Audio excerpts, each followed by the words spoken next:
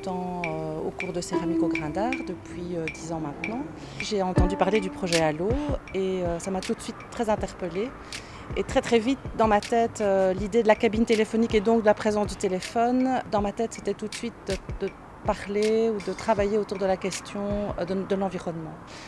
Pas avec l'angle de la culpabilité, pas avec l'angle de l'anxiété, mais plutôt d'initier un mouvement, une réflexion chez les personnes. Donc l'idée, l'appel de la forêt en résonance avec le projet d'une cabine qui s'intitulait Allo, du projet Allo.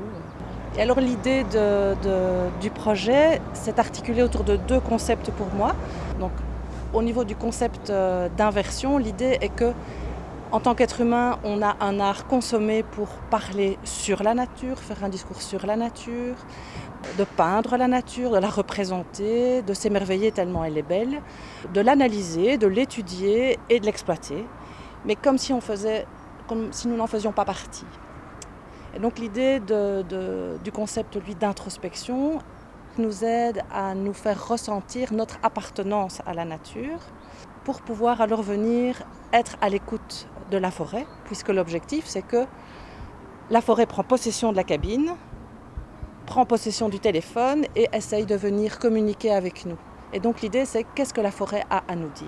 Je pense qu'elle a énormément à nous transmettre en termes de notre représentation du temps, de l'espace, de la complexité du monde, la complexité des relations entre les champignons, les arbres, les plantes, les animaux, les hommes, comme faisant partie d'un ensemble en interrelation continue.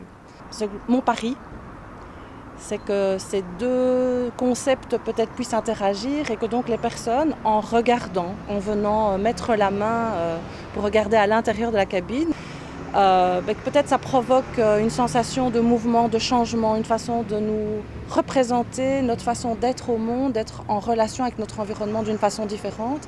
Donc peut-être de l'aborder, mais en faisant émerger une sensation de vie et en ayant envie de se mettre en mouvement. Et donc le land art est quelque chose qui m'intéresse depuis de très nombreuses années, par le fait que c'est travailler avec des matériaux naturels et aussi avec l'idée de matériaux qui sont dans une proximité géographique très grande. Donc tous les matériaux qui sont ici viennent de maximum 2-3 km. Les miscanthus, les branches qui sont dans cette espèce de grande liane qui enserre la cabine pour donner une idée de mouvement, de dynamique, de vie. Je les ai trempés dans la Mehaigne, en dessous du petit pont ici, à quelques centaines de mètres de la place. Donc voilà, donc toute la démarche du land art, c'est ça, c'est de pouvoir travailler avec des matériaux naturels et de les mettre en œuvre d'une façon qui nous permet d'être en contact avec notre environnement en fait. Et donc voilà, donc il y a quelques pièces de céramique en grès et de porcelaine papier. Et donc quoi de plus naturel que de mettre de la terre lorsque la forêt prend possession de la cabine téléphonique.